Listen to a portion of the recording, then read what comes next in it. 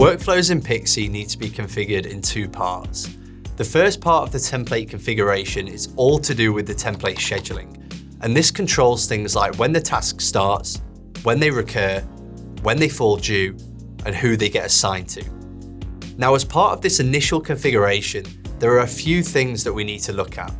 These include the name of the template, the default assignee, which is who the task gets assigned to, the start date, which is when we want the task to be created and added to somebody's to-do list, the recurrence, which is how frequently we want the task to recur, the deadline, which is when we want to complete the task by, and finally, any labels, which are any custom statuses that we want to apply to the task the moment it gets created.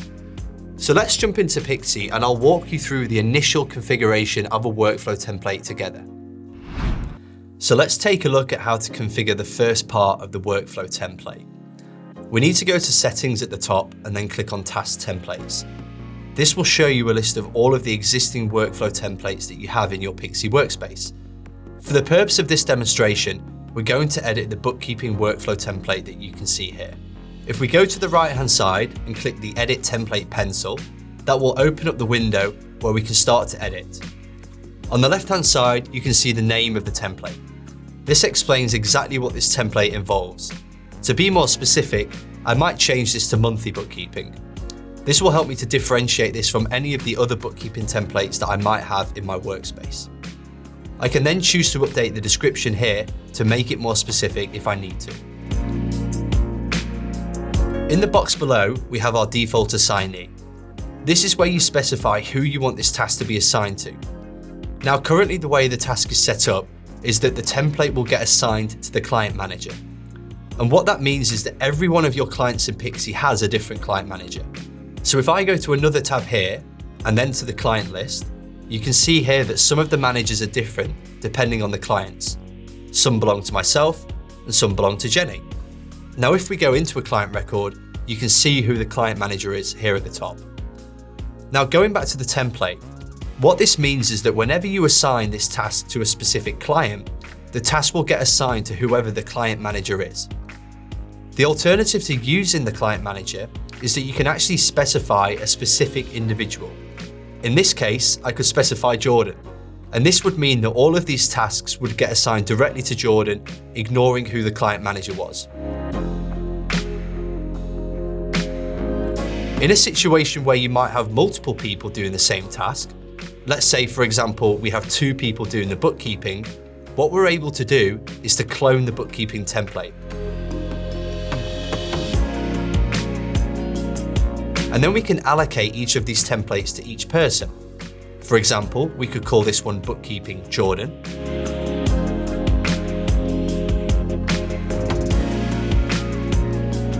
And then we could rename this other one to be Bookkeeping Jenny.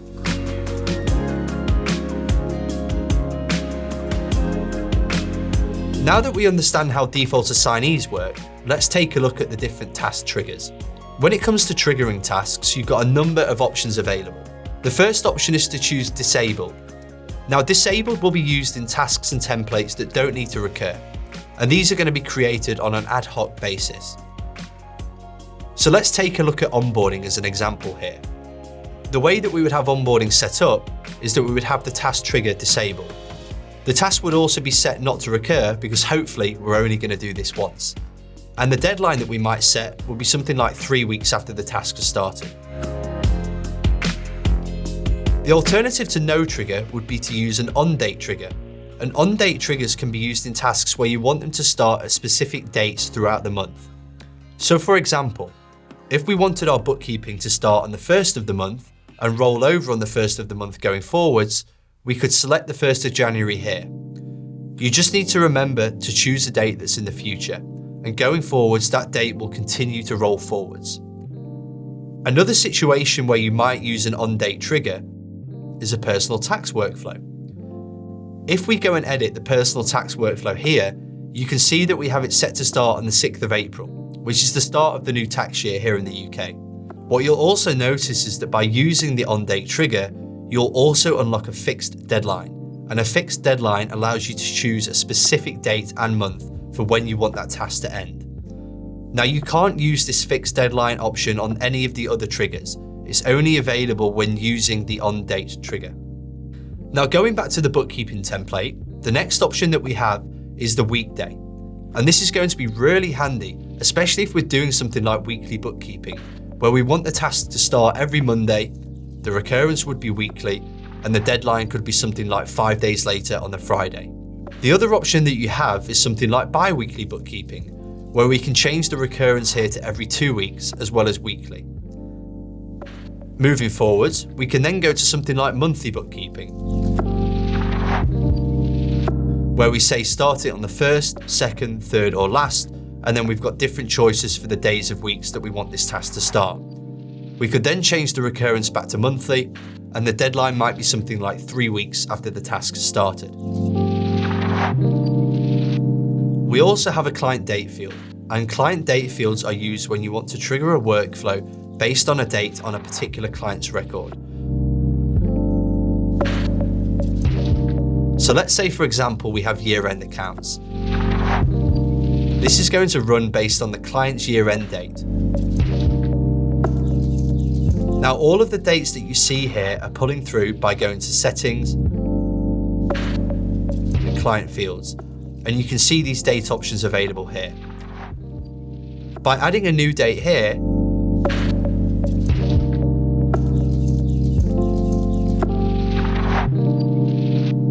this will then be available within the Workflow Templates section.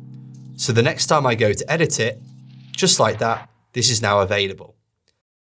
So these client date fields are really useful for workflows like year-end accounts and also for VAT, where the VAT quarter end is going to change on a client-by-client basis. So these are all of the workflow triggers that you have. So moving on to recurrences, you have a number of options here. You have weekly, monthly, and yearly. And for each of those, you can specify a number of years, weeks, or months. The final option that we have here is deadline. And deadlines can be days after the task starts, weeks after the task starts, and months after the task starts. Again, you've got the option here to specify how many weeks, months, and years to choose from. Now, the final option that we have here is the labels box. And these labels are all pulling through from here at the top if we go to Settings and Task Labels. So all of the labels in this list here will pull through to the workflow templates here. And these allow you to set a specific label to the task the moment that it gets created. So one really good example of how you could use this would be applying the label for not started. And what this means is that whenever a task gets created, there will already be a label on it saying not started, which indicates to you and the team that Pixie has created this task automatically and nobody has got around to working on it just yet. You could also choose to use labels for specific workflows, like in this accounts workflow here. We might choose to create a label, change the color,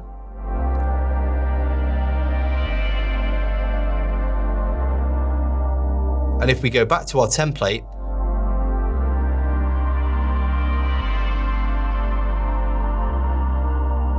we can apply both of these labels ready for when the task starts. So now that we understand a little bit more about how this configuration works, let's take a look at how to configure some of the more popular workflow templates that we get asked about. For monthly bookkeeping, the way that I would configure it would be either starting on the 1st of the month using a client date field, make the recurrence monthly, and then a deadline could be something like 24 days later into the month. For something like VAT in the UK, the way that I would configure that is by using a client date field. So I'll first create this field.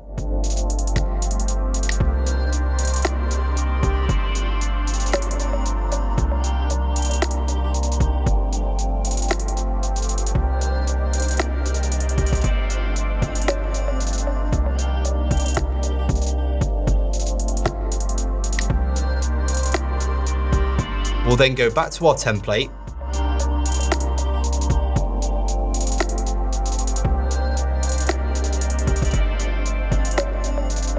and we can now use that VAT quarter start date. Now, the reason we would use the quarter start date and not the quarter end date is so that the task will always start on the 1st of the month. So if your client has a VAT quarter ending in May, then the VAT quarter start date would be the 1st of June that you add to their client record. You don't need to update that date once it's been added. It will just keep recurring and rolling forwards without making any changes. You would then set the recurrence to be every 3 months, and the deadline would be 37 days later once the task has been created. So there's just a couple of examples of workflows that we often get asked about, but if you have any other questions about configuring your workflow templates, then please feel free to reach out to the team and they'll be more than happy to help you. Now that you have an understanding of how the first part of template configuration in Pixie works, the next step is to start building out the processes, and we'll talk through all of the different subtask types that you can add to your templates in Pixie.